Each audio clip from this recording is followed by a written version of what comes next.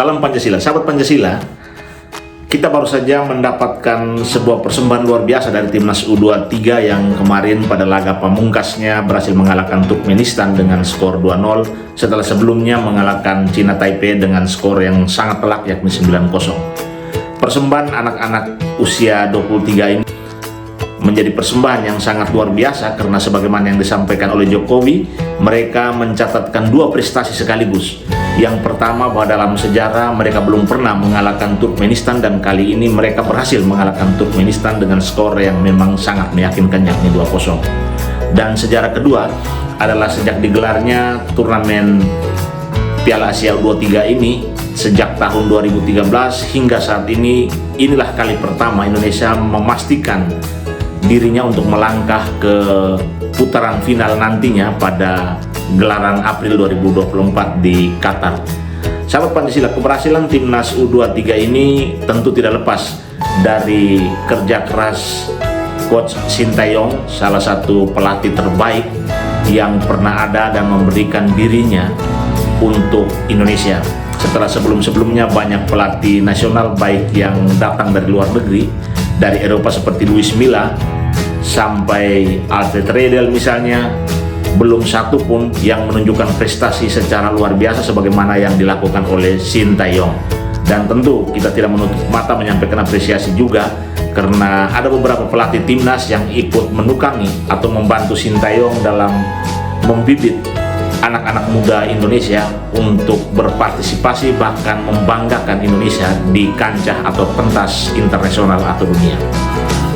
Sahabat Pancasila, yang mau saya bagikan saat ini selain kegembiraan Timnas U23 yang berhasil masuk ke putaran final nanti, yang kegembiraan ini tentu menjadi kegembiraan luar biasa bagi seluruh rakyat Indonesia. Namun hal yang menarik dari peristiwa Timnas U23 ini yang ingin saya angkat adalah bagaimana bersatunya semua elemen masyarakat Indonesia tanpa terbeda-bedakan, tanpa terkotak-kotakan, yang bersatu membela, bersatu memberikan dukungan kepada Timnas U23 di lapangan Manahan Solo pada hari kemarin.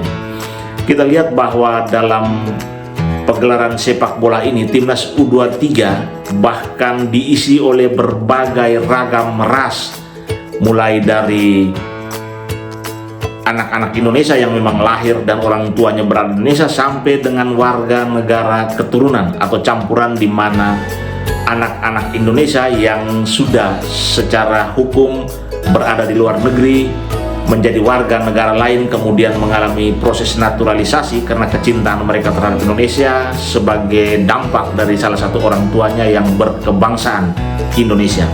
Nah, proses naturalisasi ini, sahabat Pancasila, kemudian tidak mengganggu rasa nasionalisme mereka untuk mengabdikan atau mengabadikan bahkan membagikan kebahagiaan melalui kemampuan mereka mengunci satu tiket menuju putaran final Piala Asia U23 pada April 2024 nanti di Qatar.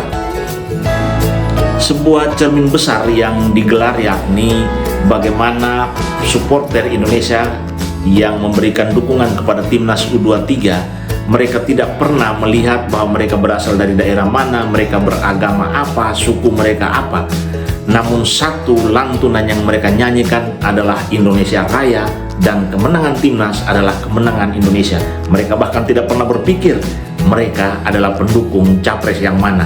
Bagi mereka, Indonesia dan merah putih adalah harga mati.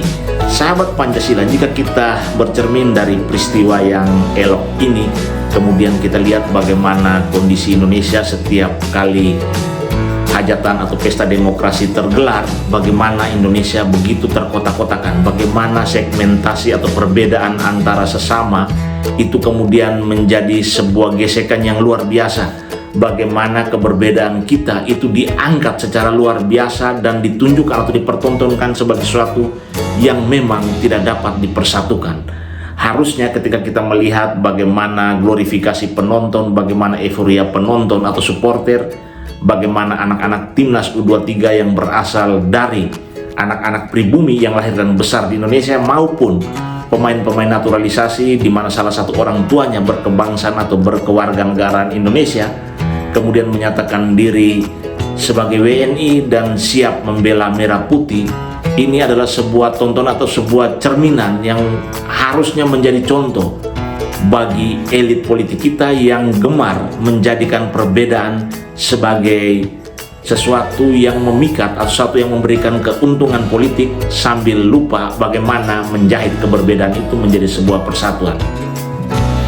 Sahabat Pancasila, Timnas U23 dalam kondisi, dalam keadaan yang sudah sangat berwarna, bukan saja kulit tetapi suku dan kewarganegaraan kemudian disatukan oleh sumpah dan semangat untuk membela merah putih.